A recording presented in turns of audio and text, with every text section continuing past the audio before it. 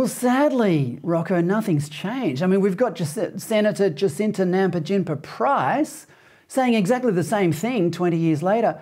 What do you think it will take to end all this? How do you break this cycle, Rocco?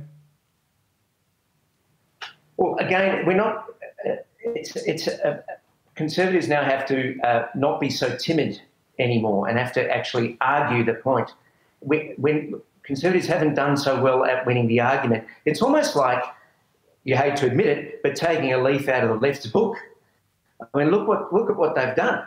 Now, they've managed to win the argument, even though their argument is based a lot of the time on fallacies. We have to counteract that argument, not be timid in arguing, and Jacinta Price needs a lot more friends alongside her to argue the case. It was the same in John Howard's time when he was Prime Minister, that he didn't have as many friends arguing for industrial relations reform and waterfront reform. I think him and Peter Reid said at the time, we wished we had a few more friends around the cabinet table helping us make the argument.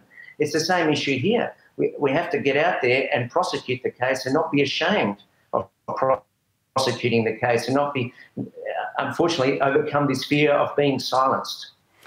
OK, now let's move on to last week's Jobs Summit, which seemed a bit futile from my perspective. We saw a lot of political energy put into this summit last week. The irony of it all was that few of the people at the Jobs Summit had ever held down a real job themselves.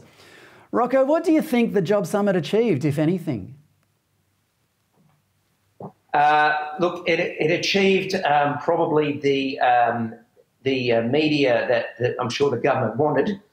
In terms of any practical outcomes, it was very myopic.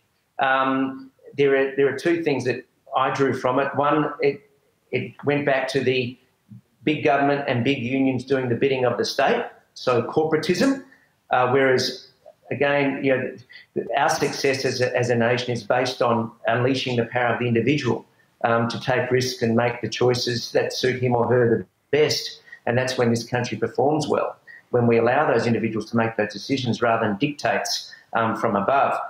The other thing, I think it was a missed opportunity in a couple of ways. One, this emphasis on immigration. Now, as a son of migrants, people will say, well, why are you making this point?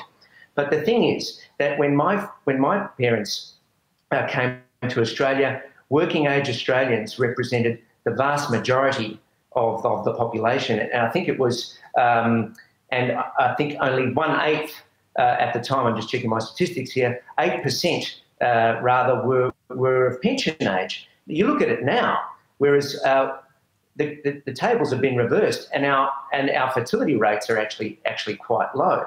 And no government, particularly over the last 15 to 20 years, has done anything to address that. And it's only through creating a working age population that you can address these skill shortages. Sure, migration can plug some gaps here and there, and no one's denying that. But to offer it as a panacea for a skill shortage, I think is very myopic.